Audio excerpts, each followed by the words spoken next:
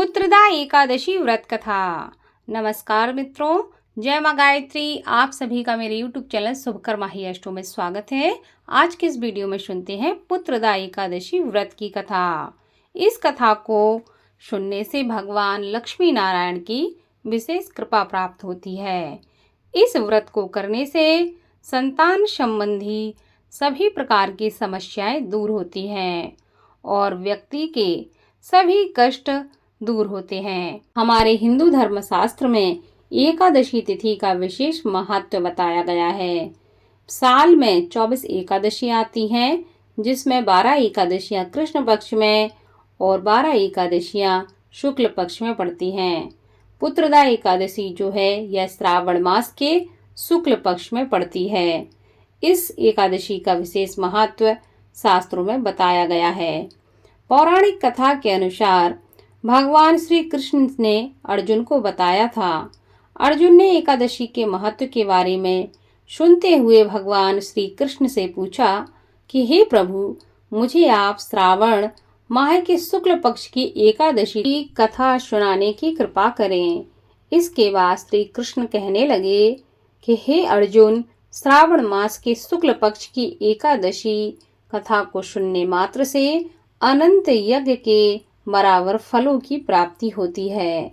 द्वापर युग के आरंभ में ही महिष्मती नाम की एक नगरी थी।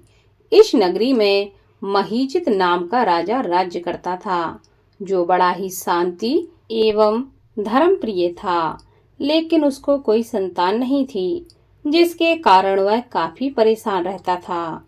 अपनी वृद्धावस्था आती देखकर राजा ने अपने प्रतिनिधियों को बुलाया और उनके अपनी समस्या बताई। मेरे खजाने में किसी भी प्रकार का अन्याय या पाप के द्वारा मैंने कभी कोई धन इकट्ठा नहीं किया, ना ही मैंने कभी देवी देवता और ब्राह्मणों का धन छीना है, ना ही किसी को मैंने कष्ट दिया है। किसी दूसरे की धरोहर भी मैंने नहीं ली। मैंने हमेशा प्रजा को अपने पुत्र के समान माना है और उसका पालन पोषण किया है। मैं अपराधियों को भी पुत्र तथा बांधवों की तरह दंड देता हूँ। कभी किसी से घृणा नहीं करता, सबको समान माना है, सज्जनों की सदा पूजा की है। इस प्रकार धर्मयुक्त राज्य करते हुए भी मुझे पुत्र क्यों नहीं हुआ, इससे मैं बहुत ही दुखी हूँ और मैं इसका कारण जानना चाहता हूँ। राजा महीजित की इस बात को विचारने के लिए मंत्री तथा प्रजा के प्रतिनिधि वन को निकल गए। वहां बड़े बड़े ऋषियों मुनियों के दर्शन प्राप्त किए। राजा की उत्तम कामना की पूर्ति के लिए किसी श्रेष्ठ तपस्वी मुनि को देखते फिरते रहे। एक आश्रम में उन्होंने एक अत्यंत वृद्ध धर्म के ज्ञाता बड़े तपस्वी परमात्मा के मन में लगे हुए निराहार जितेंद्रिय सनातन धर्म के गुण तत्वों को जानने वाले समस्त शास्त्रों के ज्ञाता महात्मा लोमस मुनि को देखा, जिनका कल्प के व्यतीत होने पर एक रोम गिरता था। सबने जाकर ऋषि को प्रणाम किया। उन लोगों को देखकर मुनि ने पूछा कि आप लोग किस कारण से यहाँ आए हैं। निसंदेह मैं आप लोगों का हित करूंगा। मेरा जन्म केवल दूसरों के उपकार के लिए ही हुआ है, इसमें बिल्कुल भी संदेह मत करना। लोमस ऋषि के ऐसे वचन सुनकर सब लोग कहने लगे कि हे महर्षि, आप हमारी बात जानने में ब्रह्मा से भी अधिक समर्थ हैं, अतः आप हमारे इस संदेह को दूर कीजिए।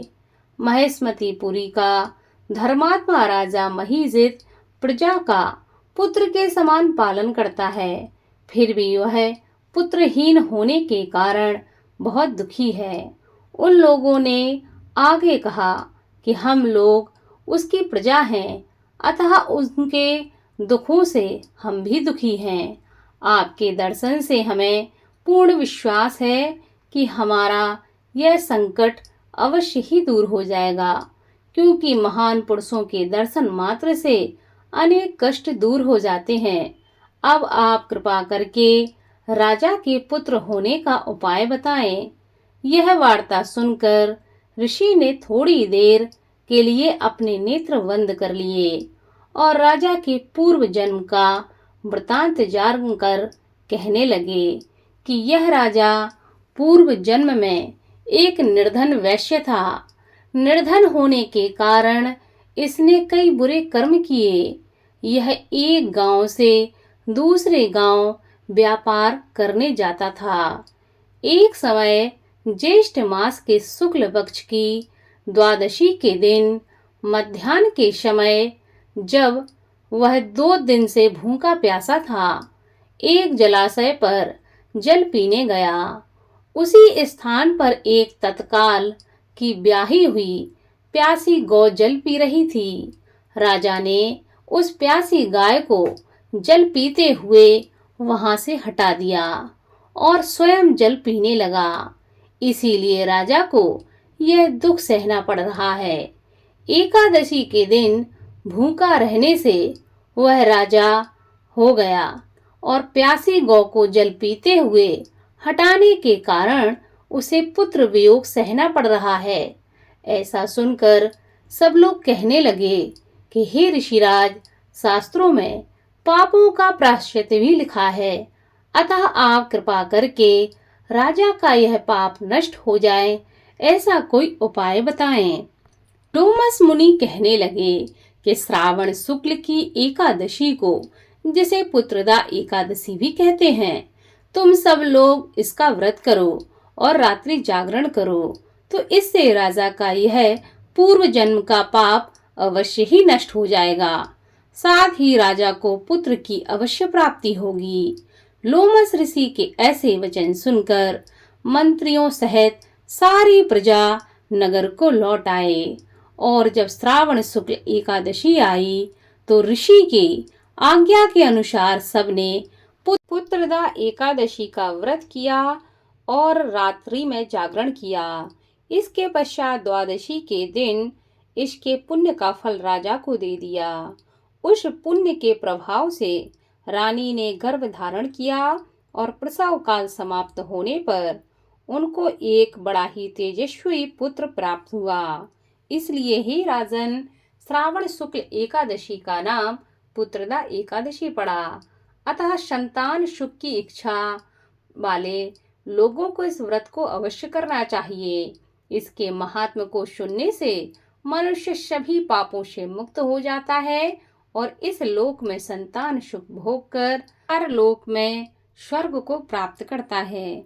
इसलिए जो भी लोग संतान विहीन हैं, संतान सुख जिन्हें प्राप्त नहीं है, उन्हें इस व्रत को अवश्य करना चाहिए। इस कथा का श्रवण करना चाहिए और भगवान विष्णु के मंत्रों का जप करना चाहिए। ऐसा करने से भगवान विष्णु की कृपा से संतान सुख की प्राप्ति होती है।